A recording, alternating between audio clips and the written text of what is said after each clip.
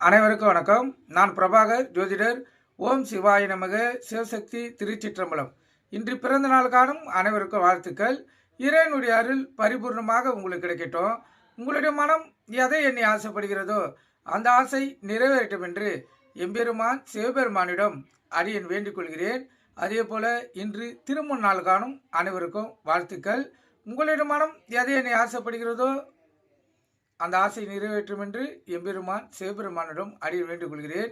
இப்போ நான் என்ன சொல்ல போகிறேன்னா, இந்த ராகு பகவான் பற்றி தான் சொல்ல போகிறேன். இப்போ ராகு பகவான் பார்த்தீங்கன்னா ஒரு கட்டத்தில் இருந்தால் ராகுவால் அந்த ஜாதகத்துக்கு பிரச்சனையே. இப்போ ராகு 2ல் இருந்தால் குடும்பத்தை பாழாக்கிடும், 4ல் இருந்தால் தாயுடைய உறவு கெடும், 5ல் இருந்தால் குழந்தை பாக்கியம் தடைப்படும், 7ல் இருந்தால் திருமணம் தடைப்படும். இதெல்லாம் ராகு பகவான் தடைப்படக்கூடிய அமைப்புகள்.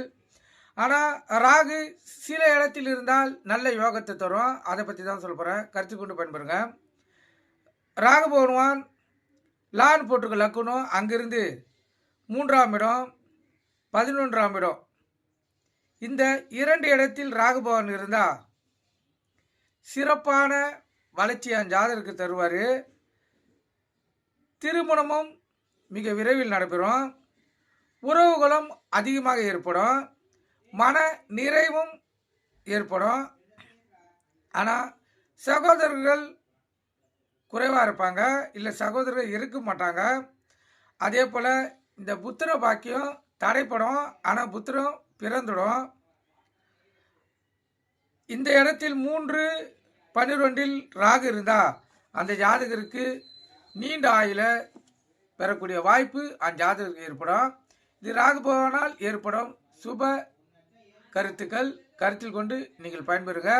நன்றி, வணக்கம், வாழ்க வளமுடன்.